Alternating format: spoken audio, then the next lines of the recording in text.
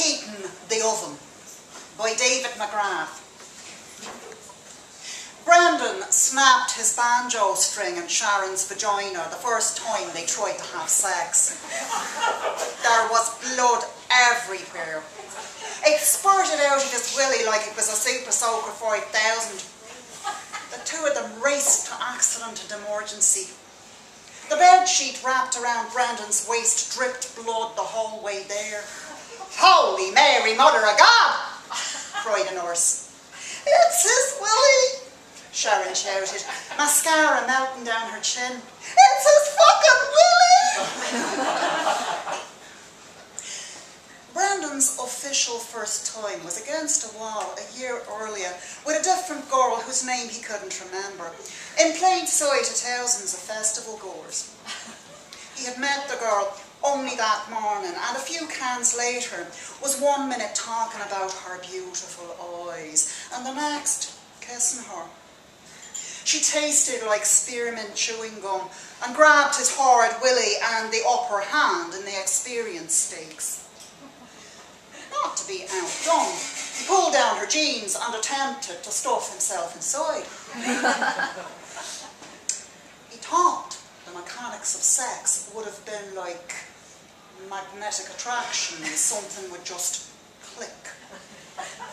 But it didn't. He concentrated, trying to line things up down there.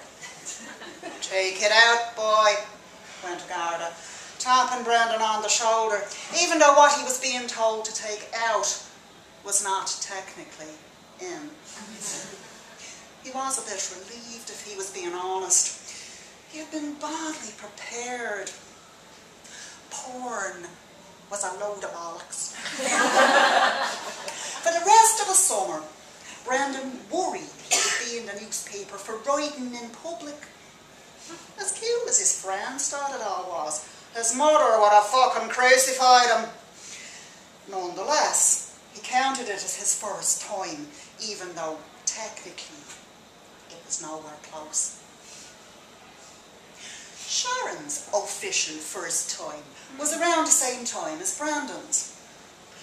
The Oedipus complex is when you want to kill your father and have sex with your mother, went the fella involved. He had just finished his first year at university. Eventually, he touched her knee. "And the Electra complex," he went. "Will I get this for you?" went Sharon.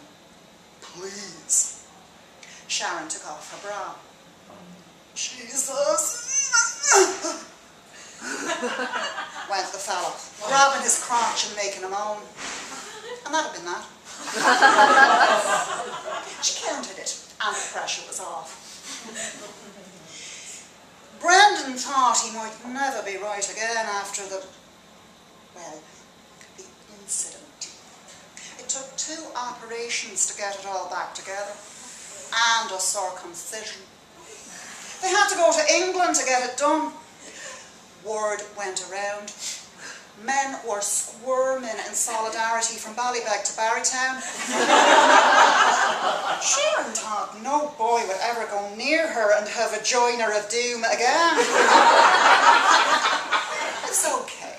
Not your fault at all," went Brendan to her in his hospital room after the operation. "You have to preheat the oven before you put in the turkey," went his father. "Actually," went Brendan, "it's probably Hollywood's fault. The way they portray sex, it's like you can just wham, bam and thank you, ma'am. What film do the protagonists talk about the importance of a properly lubricated vagina? You should write a strongly worded letter," his father. "Enough now of whamming and bamming," went his mother. The surgeon was in the room too, doing his best to maintain professionalism. "You mustn't masturbate or engage in intercourse for 6 months." "Oh, you can be rest assured he won't, doctor," went his mother, giving Sharon the evil eye from across the hospital.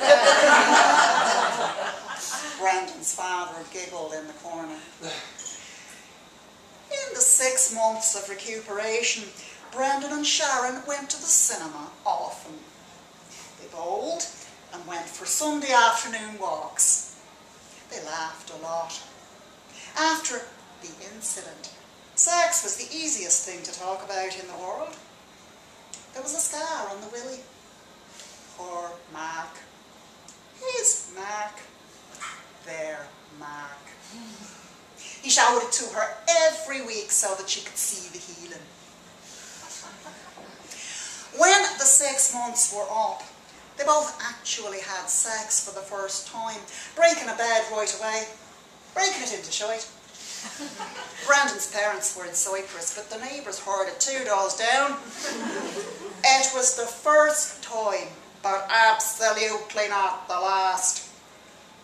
They done it in nightclub cubicles, in a clean storeroom at Sharon's sister's bar and wedding, in the back of a cinema, on the back of a bus, in the back of Sharon's Peugeot, on an overnight train to Belarus with 4 other people listening to them in their carriage, in several swimming pools across the globe, on 3 of the top 5 beaches on the planet, and on a 14-hour plane journey to Abu Dhabi.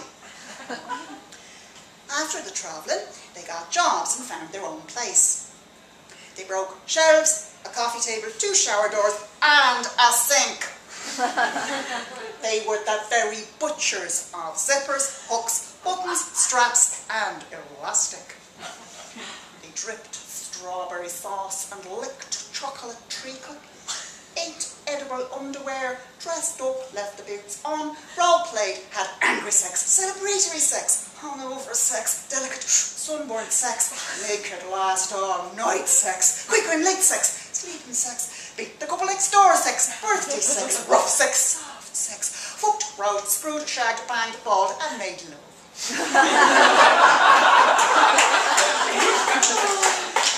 They got married and tied each other up, erratically massaged, used oils, pearls, beads, feathers, whips, paddles, inflatables, added post-its to the Kama Sutra, and had 3 children together from all of it.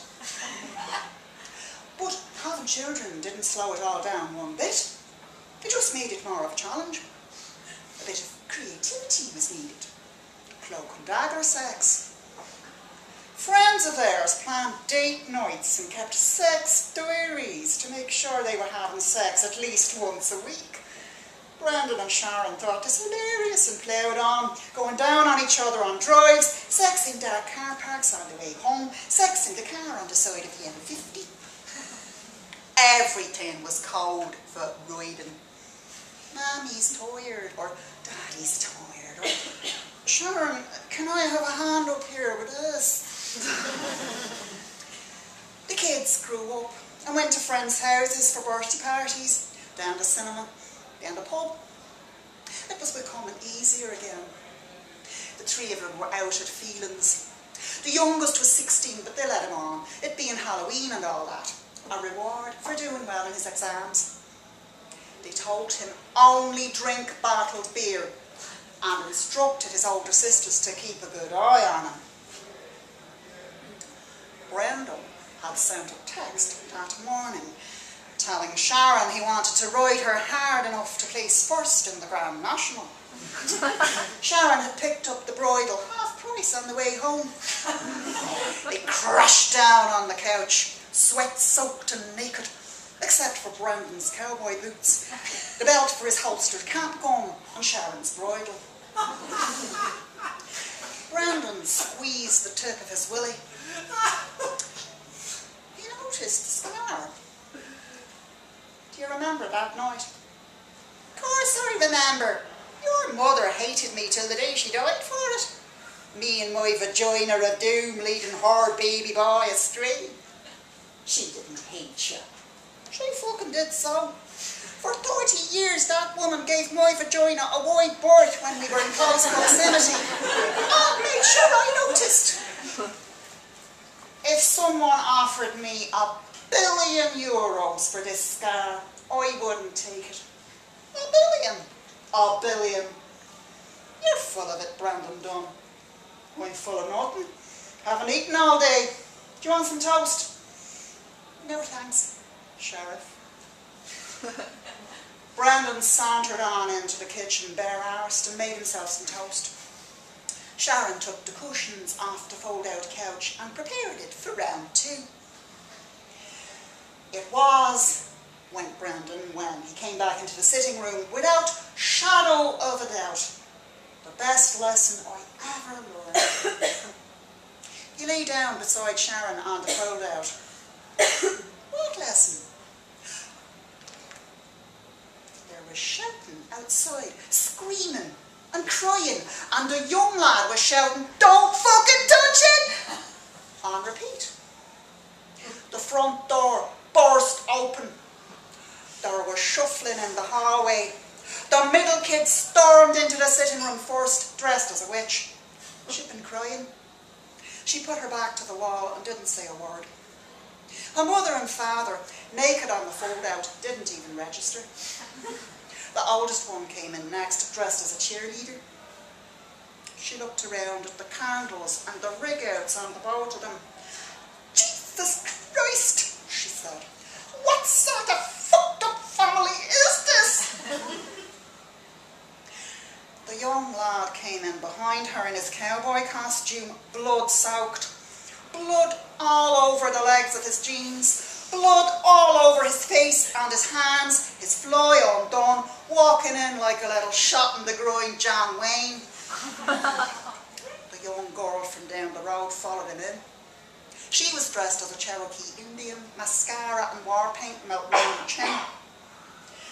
"I think I'm fucked," went the young lad. "Not even close," went Sharon. Brandon stood up like the real John Wayne. The holster, the cowboy boots, and the scar to prove it. "What did I tell you, son?" he went with a mouthful of toast. "What did I tell you, eh? Always, always preheat the fucking oven." And he got the car keys.